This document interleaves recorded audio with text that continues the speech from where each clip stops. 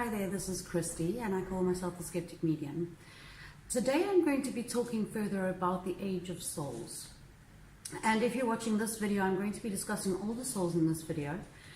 But I would suggest going back and looking at the previous video that I made on younger souls so that you can just get an idea of how I have identified the different ages of souls and the colors that I see denoted to these souls. So today I'm going to continue with the older souls, and what I'd like to mention about this is that even the very oldest souls that are walking on the earth at this time are not that old. Spirit compares the age of souls to earth life and the age of people here on earth. Even though a soul is millions to billions of years old, in comparison to earth life, for example, a baby here would be comparable to a baby soul would be a few million years old, and then a middle-aged soul here comparable to 35 years on earth would actually already be billions of years old. Earth houses younger souls, and even the oldest souls that I see here on earth are only comparably about 35 years old. So what they do after that, I don't know. What we do after we leave here and we're finished with our work here, I don't know, but there is obviously a lot more that is still going to go on after we leave Earth. Once we get to around about comparatively the year of 19 years old Earth years, the souls start to separate into three distinct categories that I have seen, which is red, green, and blue. I find myself on the blue side. I'm very light blue with still yellow in me, which means that I'm just sort of a young adult, you could say, in earth terms. I'm going to start with the reds. I don't like the reds at all. I feel that they're a very destructive force on our planet, and I certainly am part of the group that would believe that these red souls should not be allowed to continue to come to earth. I'll tell you why. The red souls are a very fiery personality. They're very ambitious, they're driven, they tend to be stubborn, and what is happening with these red souls is that the more that they are coming to earth, the more that they are learning how to get out of the earth what they want, how to make money and to draw to themselves the things that they like. So earth souls tend to be very wealthy. The unfortunate thing about earth souls though, red souls, is that they, no amount of money and power is ever enough. And they fall very much into like a greed mentality. They have no problem manipulating others to get what they want either. And I spoke in my previous video about dirty souls, and unfortunately I see what is happening to the reds is that they are dirtying themselves. So I often see the reds as a dirty red color, not a bright and clean red color. You will not find red souls watching videos like this one that I'm doing right now. They are not people that are soul searching. They see others that lean on religion or spirituality as a weakness, as a crutch, and they would feel that everybody else is the problem. They don't have to fix themselves or sort of anything to do with themselves. Everybody else must fix themselves. They're the ones with the problem. So you don't find them soul searching. They're not soul searching kinds of people. They are incredibly selfish and have no problem destroying others to get what they want. So this is why I don't like them at all. And I've been shown that blues, where I am, and reds are in complete opposition to each other. So what I've also seen is happening is that a lot of reds and blues are working together on earth. They come here to work together. They don't mix in the same places in the spirit world. And this is the place where they come to work together. I've been shown that many red souls want to better themselves, and that this is part of like the promise that they come to earth with the hope that they are not going to be corrupted and not going to allow their greed and selfishness to overtake them. I have only ever done a reading for one red soul, and I was very shocked when this happened because I truly didn't expect to find any. And she was a bright red, a lovely bright clean red, and so she was truly the exception to the rule. And I was actually shown that I know her in the spirit world, and that I do work with her as well, and that she is part of this like trying to bridge the gap between the blues and the reds who really dislike each other intensely. Okay, so that was an interesting thing. And as I say with everything that I find out, I always see exceptions to the rule. The reds that you will see out in the world today will all have money. And if they don't have money, they will be extremely miserable and bitter that they don't. This is something that they expect, and it's an expected outcome. They have no problem manipulating and using anybody and everybody to get what they want. You will find reds in positions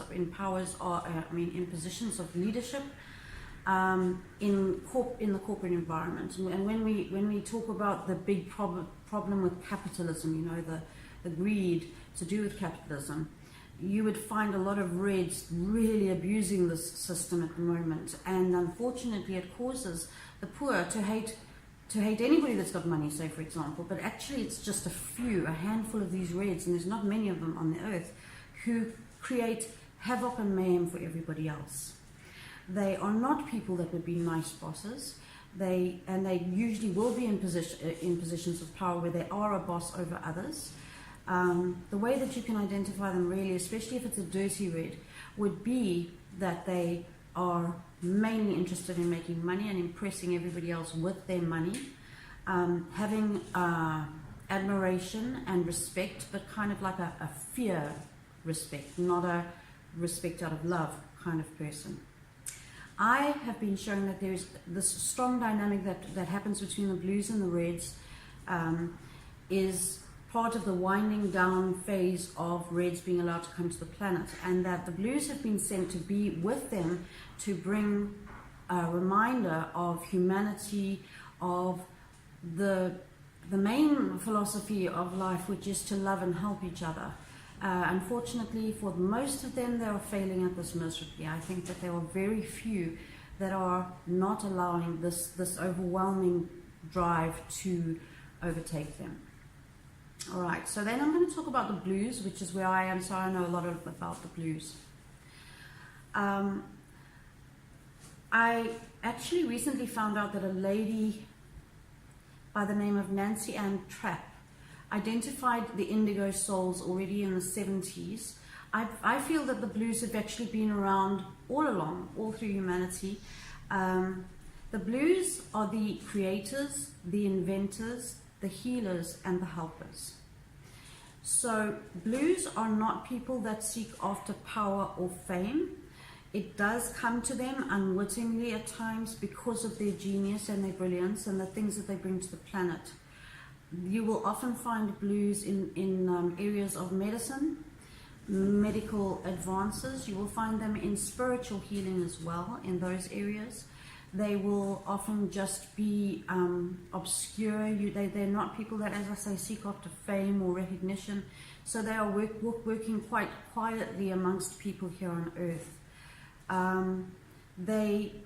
If they are not in a job where they are helping others in some way, whether they are bringing information to the earth, technology, inventions, or whether they're doing medical research, whether they're doing medical help, doctors, nurses, teaching, educating, they could be doing a lot of counseling as well. The blues all work in those sort of areas. If you are identifying yourself as a blue and you are not doing that, it is going to cause you to be extremely unhappy because you are not fulfilling your purpose. And there is definitely a strong sense with us that there is no point in doing a job if all you are doing is going and making somebody else money every day. If it's not actually contributing to the world and making it a better place, then it's a really pointless job to a blue. I think that blues are highly sensitive. They tend to have a lot of depression or issues to do with emotional stuff. They find it very difficult to deal with the cruelty that they see on earth because this is so foreign to them. But also be aware that the reds, the blues, and the greens, as I'm describing them now, are very, there are not a lot of them on earth.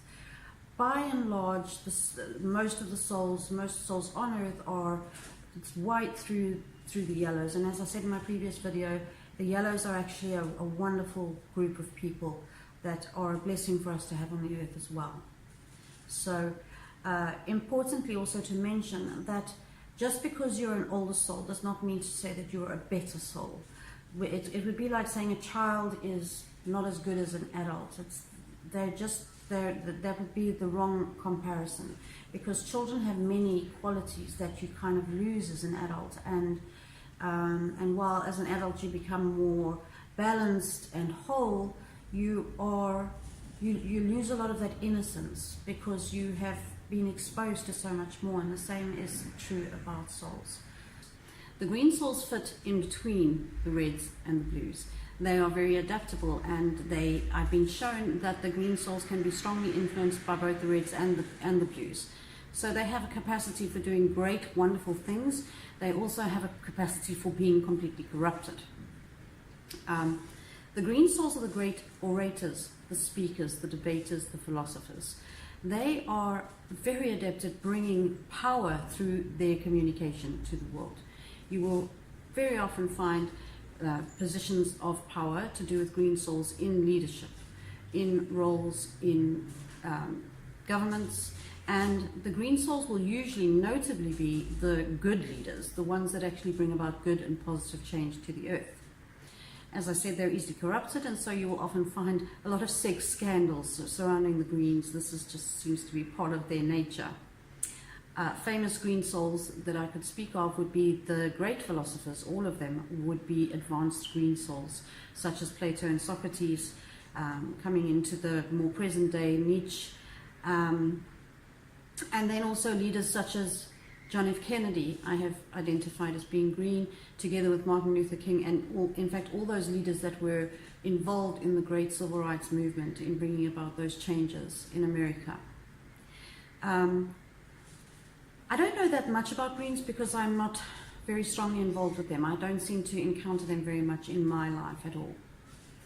As souls get older now, from these colors, they start to get darker and deeper as they gather more and more energies themselves. And as I said, you would think that perhaps old souls would be quite conspicuous in their wisdom and their kindness.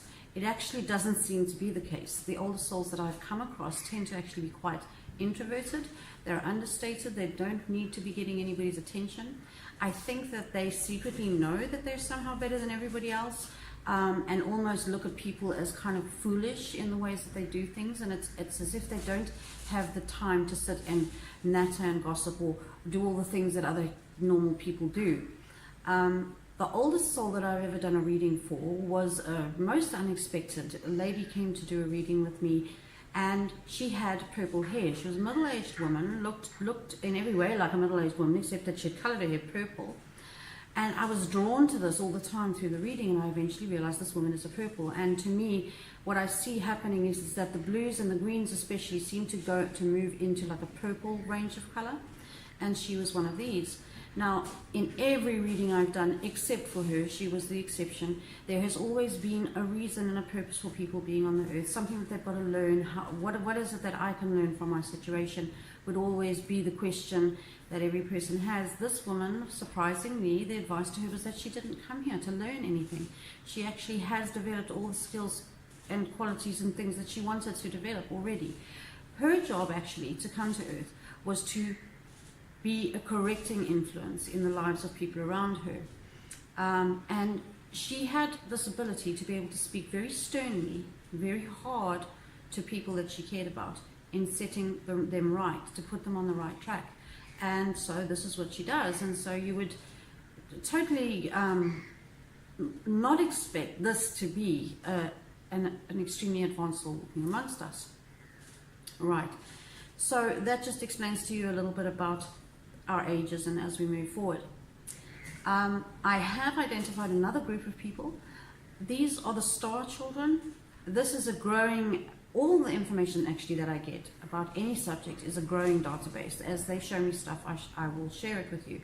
But there is this separate group called the star children, who I will discuss in another video. I still don't know that much about them, but they do exist, and they do not seem to fall into the same category as these previous ones. I have also encountered what I call a black soul, and I'll talk about it in that video as well. So look out for that.